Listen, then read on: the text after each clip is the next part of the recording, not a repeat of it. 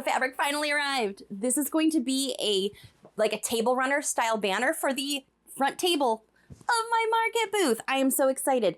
In this video, I'm going to show you exactly how I designed this fabric, how I printed it on fabric so that you can do it too. I'm even going to have a template for you so that you can fill in all the gaps and order your own.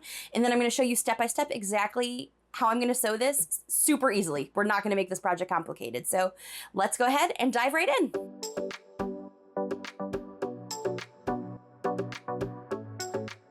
It's going to be a two-part project. The first one is we need to design our table runner banner. After that, we're going to get it printed. It's going to be sent to us, and then we are going to go ahead and stitch it up. So let's get started with designing our banner. I'm currently here in Canva. On my website, I'm going to be sharing a link to a free template that you can use to make life easier. This is the template that I'm going to be sharing with you in the description below. So you're just going to click Edit Template. This is going to bring you into the template.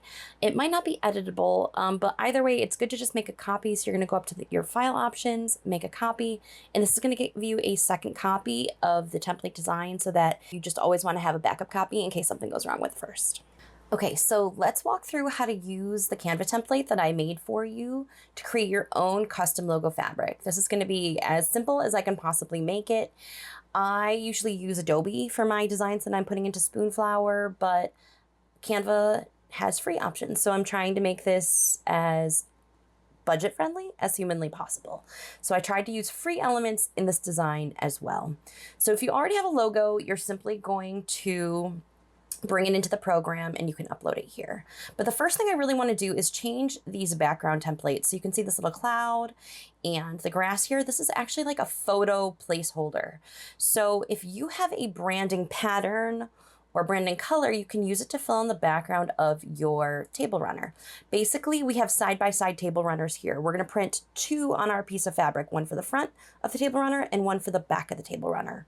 So keep that in mind as we're going. So you can click on this little photo icon and you can actually come up to our edit tools here and you can choose a color if you want it to just be a solid color, or if you have a pattern, you can click and drag it into the program and it'll come into your uploads folder. I've already uploaded mine, so I'm just gonna type in dots in the search engine here.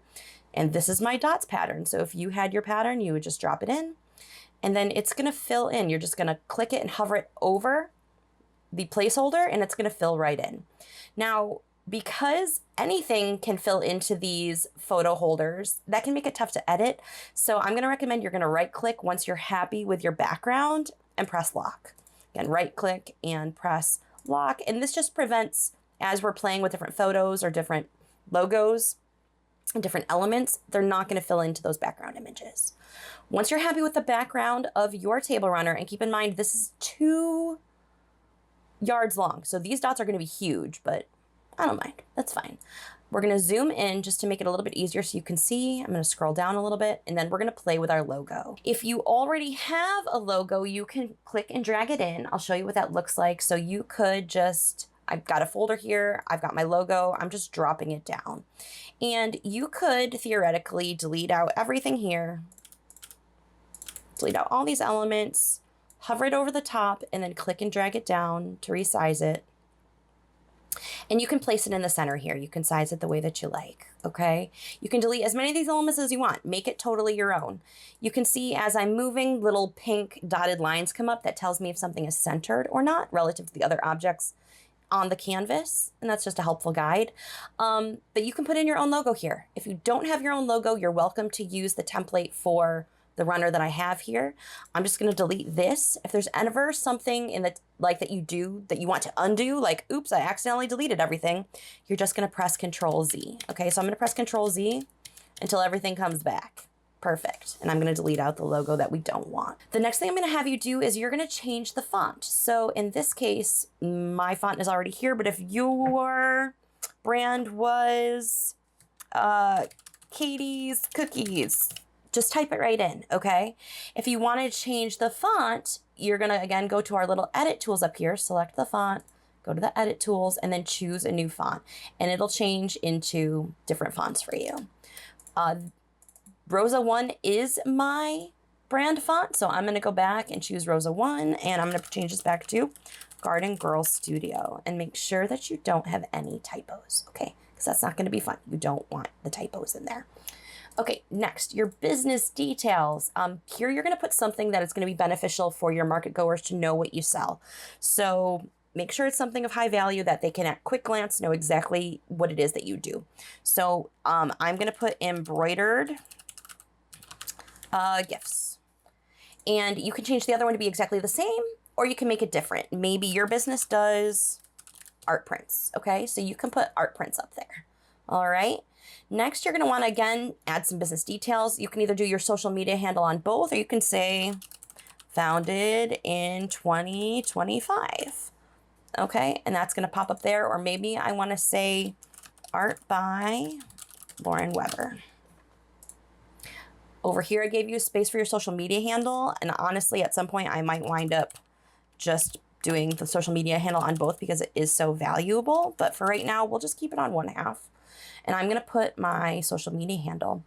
Now, black and white, they're not really my aesthetic, so I wanna change the colors for all of these elements. To change the colors, you're simply gonna click on one of the elements, and you are going to change the colors. Here I have, again, I'm premium, so I've got a brand color palette, but if not, you can also just add a new color, choose a color in the palette, and it's gonna change it to red.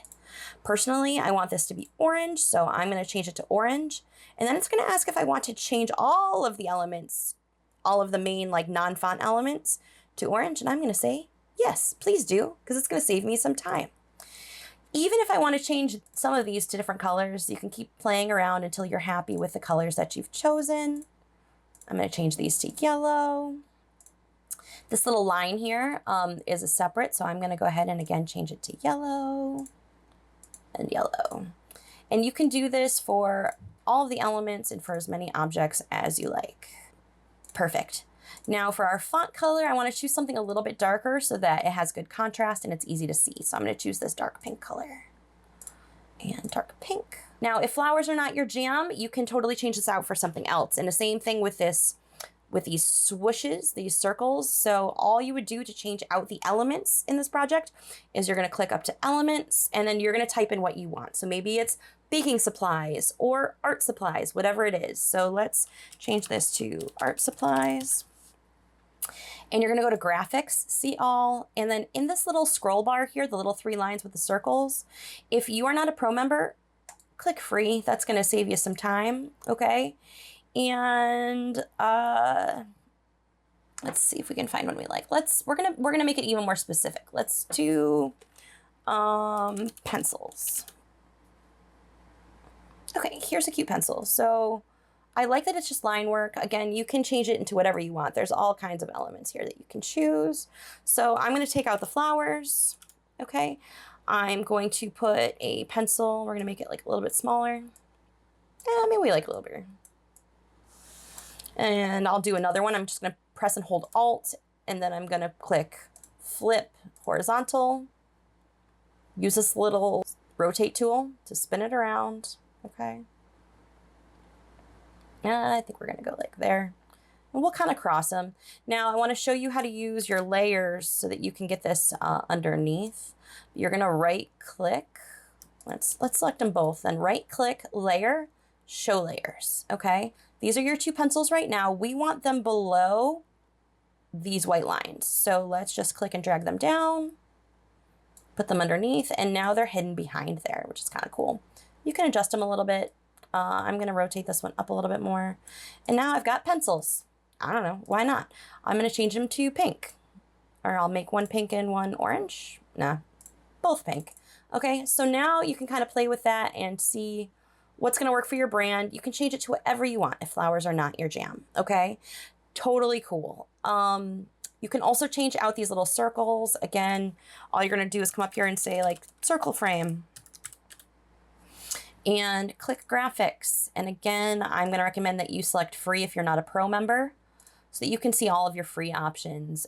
Here's some just basic lines that you can swap these out for. You would just delete and then add these in and size it the way that you like it. Probably make it a little bit bigger, okay? So you can decide, maybe you're more of a metallics person. You can go ahead and swap it for anything that you like. When you're all done and you love your logo and you're done editing, make sure that it still looks good. I left a little bit of a line here. I didn't want it to be a perfect repeat so that you could see exactly where the pattern from one ends and the other one starts so that it's easier to cut up later. But you're just gonna go up to this share button here and you're gonna press download. You're gonna select your file type. It can be a PNG or a JPEG. I'm just gonna do a JPEG. And then select the JPEG. You are gonna make sure the size might be down here. It's probably gonna be at 28 or 2688. Bring it all the way up to 8400 by 10,800. This is the size that we need in order to print our table runner in Spoonflower. So then you're gonna click download, and then we're gonna go ahead and upload our final design to Spoonflower. Now we've got our file here. Save it somewhere where you'll remember where it's located. And then what you're gonna do is you're gonna go to spoonflower.com. So this is Spoonflower. This is their website. So go ahead and log in if you have an account. If you don't have an account, then you're gonna have to probably make one. Okay, so what you're gonna do is you're gonna go up to this little profile button. You are going to say upload a design. And again, it's a 40 megabyte max per size. Again, JPEG or PNG is accepted. You're gonna choose your file, okay? You're gonna choose the one that you love. Make sure there are no typos and press open. It's gonna have a whole bunch of information here that you gotta promise that, you know, you have permission to upload this image to the site and that you don't have any copywritten information that you are trying to upload and sell. But then you're gonna press agree and continue. Once you're ready, you are going to proof it. So click this not proofed button. All this means is you're just gonna make sure that there aren't any mistakes. So click start and it's gonna zoom you way in. Now this is not a repeating pattern, okay? We did not make a repeating pattern. We made a pattern that is good only for table runners or a piece of fabric this size. Nothing about this is repeating. So we are not going to worry too much about if we have lines in our work. Here we might want to honestly, we're going to be sewing over that, so I'm not worried. Just make sure there aren't any typos and just overall make sure that you're happy with it. I would not recommend making your design public. We're going to keep it private because it's going to be for our business use. This is not a repeating pattern. It will confuse people. So just use it for your own personal business work. You're going to go ahead and click looks good if you're happy with it. Then what I want you to do is edit, title, and search. You can call this whatever you want. Template, table runner, banner. You can get rid of the extras if you want. Not really worried about description and everything, but I do want you to add it to a collection. So in this case, I'm adding it to my business collection, and then I'm going to press save. What happens if you don't have a collection already? This is what you're going to do. So you're going to go up to your little profile icon. You are going to go to collections. Okay, and then you're gonna press this little plus sign here that says create a new collection. You're gonna type in the name of your collection, and I'm gonna call it business templates. Okay, make this collection visible to the public. You're not gonna check that button. We want this private. Click create. Okay, now you're gonna go back up to your little profile icon. Go to your design library. This is our most recent upload. This is going to be your template. And it's going to say, which collection do you want to add it to? And I'm going to click business templates. Okay. Now we're going to go back to our collections. Click your little person button, your little profile button, click collections. And this is where the fun part happens. You are going to hover over this collection. You are not going to actually click on it, hover over, and you're going to see 4 little squares stacked on top of each other. Okay. And it's going to say design a Fill-A-Yard project with this collection. Click here.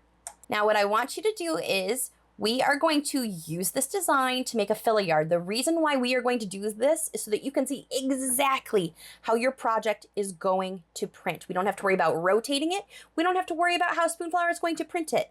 The way that you see it in this template is exactly how it's going to come to you. What I want you to do is choose this 2 yards. And I chose the linen cotton canvas because it's a little bit thicker, but you can play with this with some other designs. You just want to make sure that it's going to be like a 54-inch wide fabric. If you're not sure what the width of the fabrics are, you can go under this little fabric tab here and you can learn more about all the different fabrics that Spoonflower has to offer.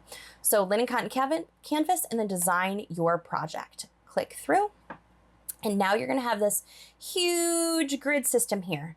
The reason we're doing a Fill-A-Yard tool to order this fabric is so that you can see exactly what you are ordering, okay? What you see in this grid is what will print. So that way you make sure it's exactly the way you want it. Go ahead and click your design or the design that you want to use. If you had more designs in this collection, they would all be showing up here. This is great for like cheater quilts too, but we're gonna use it today for our pattern. Click it, and then you're gonna start filling in your design square by square. There we go.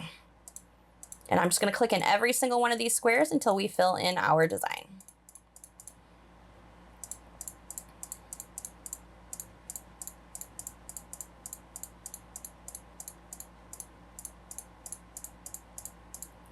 There it is. Okay, so this is gonna be our two-sided table runner.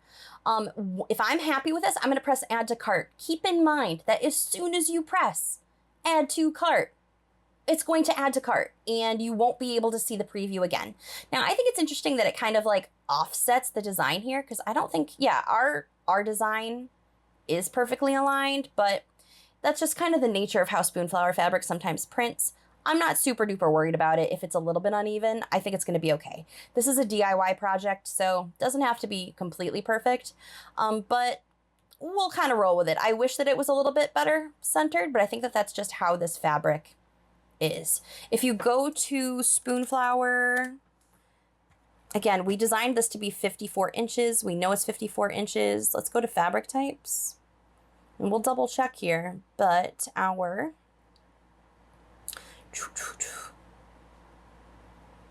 linen cotton canvas is 54 inches wide. So that really should have fit perfectly, but you know, sometimes there are tech glitches. We'll see how this goes. But you're gonna go ahead and add that to cart. They're gonna say, thank you, we're creating your order now. And you can either view your cart or you can go back to shopping or go back to your collection. Once you're here, you can go ahead and you can check out. Now, sometimes they are running a sale. Right now, with just 2 yards of this fabric, it's $78 to print your fabric, which is a little bit pricey for 2 yards of fabric. But keep in mind that sometimes when you order on Spoonflower, I'm gonna go back to shopping for a second. They sometimes run sales. So depending on what time of year you're ordering this, again, save up to 30% for your business. But you're gonna have to be bulk buying. But a lot of times they will be running sales. I'm surprised they're not running one today. Usually they either have wallpaper, home decor, or fabric on sale at any given time. So maybe we're just in a weird gap. So keep an eye out for sales, because that's gonna help you with your shopping too.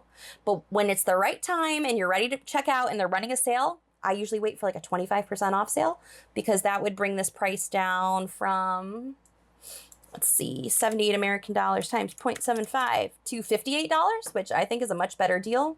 Plus there's probably gonna be a little bit of shipping and tax on there. But yeah, $58 is much prettier than $78, so that's not bad. Go on ahead and press checkout, and then you can wait for it to arrive. And then you're gonna follow me to the next step of this video where we're gonna go ahead and actually sew it. Okay, our fabric arrived.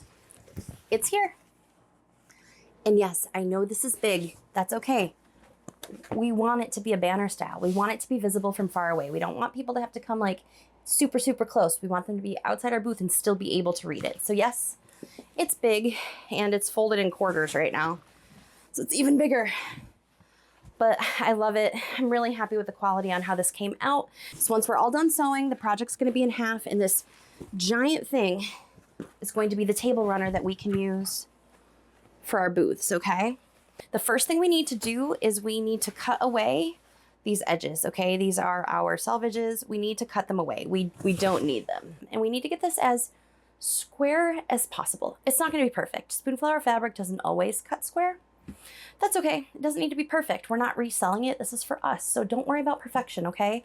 We're just gonna try to get this as neat as we can. So let's just start by cutting away the selvage edges. Okay, I cut it in half. So now we have the front and the back in two separate pieces.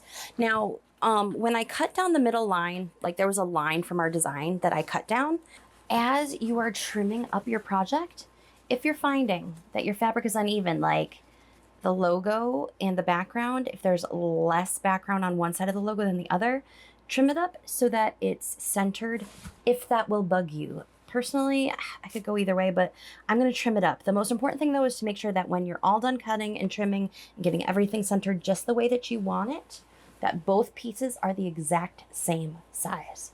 So if you're going to trim one, you might need to trim the other half too. The reason why it's coming out uneven despite our design is because the Fill-A-Yard tool sometimes shifts everything by a couple inches. And in this case, with my print, it did shift everything a couple inches. So no big deal. This is going to be plenty big. We have plenty of room. I'm just going to go ahead and make sure that the background fabric on this side is the same width as this side. If you're worried that you had to cut away a 2-inch strip, I use these. This is not wasted fabric. I know this fabric is super expensive. Personally, I cut this into smaller strips and then I use it to hold the needles for my embroidery kits, just like these. Okay, they have a business card on the back for sturdiness, but then I go ahead and I put my needles into here for my embroidery kits, and this is just a strip of the linen cotton canvas. It's perfect for that. You can also go ahead and you can make a headband for your markets. Don't worry, it's not wasted. It's a good 2-inch strip. You can use this for something, so don't throw it out. Use every bit, because I know that it can be expensive and it's worthwhile. It's a good quality fabric. Okay, I've trimmed both sides of my table runner so that they are the exact same size, and now they are sitting on top of each other, right sides together. So the printed sides are facing each other. Make sure it's oriented exactly the way you want. And then you're gonna go ahead and I want you to clip, or you could pin. I don't love pinning this material. I much prefer to clip, but you're gonna clip them together all the way around. Go ahead and just take your clips and about every 4 inches or so, clip them together and make sure they're nice and flushed and they are just put together nice and evenly. Okay, I've clipped all the way around our banner. What I want you to do is I want you to sew a 1/2 inch from the edge all the way around, except for one gap. You're gonna leave like a 6 to 7 inch gap that you are not going to sew. You're gonna leave it open. The way that I try to remember where I wanna stop is I use red clips. Everywhere else, there are other color clips. And I put double red clips so I know to start and to stop here and to leave this space unsewn. So I'm gonna head over to my sewing machine and start stitching.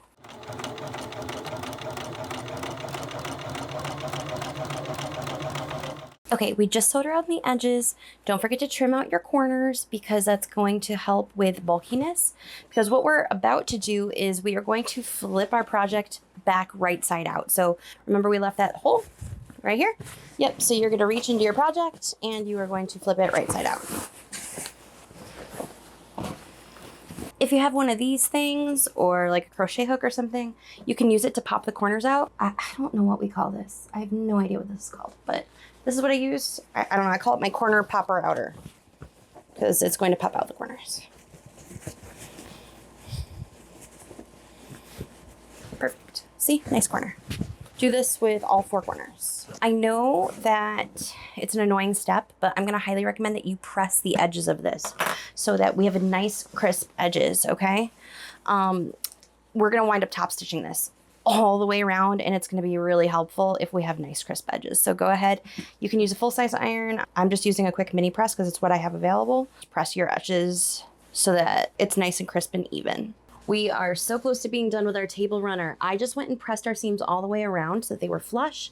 This is our little opening. Pressing also helps to create a little gap so that when we go around, we're gonna go around one more time and top stitch is closed. It's gonna be easy to keep that section closed. I have a Bernina B740. I'm switching over to a 10D foot because it has a nice little, I don't know if you can see it, like a little guide right here. That's gonna help me like stay like nice and in alignment on the edge of my project. But you can just use a regular foot if that's what you have. Just do your best, friends. It doesn't have to be perfect. Let's get started. I'm just gonna sew all the way around the edge at about 1/4 inch or so. Our main stitch around, the first one that we did was about a 1/2 inch, so I want it to be smaller. So just choose something smaller than the 1/2 inch. As I'm making my machine's adjustments here, I am increasing the stitch length to 3. Because it can be a little bit bigger for a top stitch, no big deal. I'm gonna start where that gap is just so that I'm sure that I stitch it closed, and don't forget to tack down either end as you're stitching.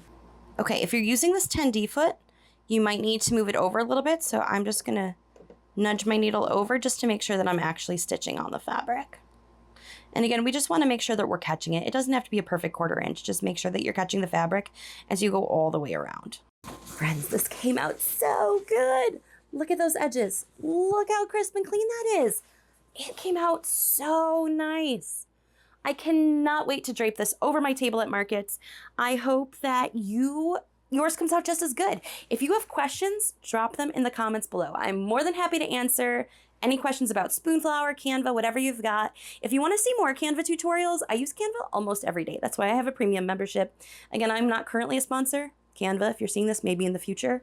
I definitely would be willing to do more. I do all of my graphics for social media, postcards, all kinds of things in Canva every single day. So if you want help with Canva tutorials or getting your Canva organized, let me know. Happy to go through that with you. But otherwise, hit that subscribe button if you enjoy projects and small business vlogs, friends. I would love to share more with you and hang out with you every week. So thank you so much. Hit that like button if you found this tutorial helpful. And until next time, friends, happy crafting.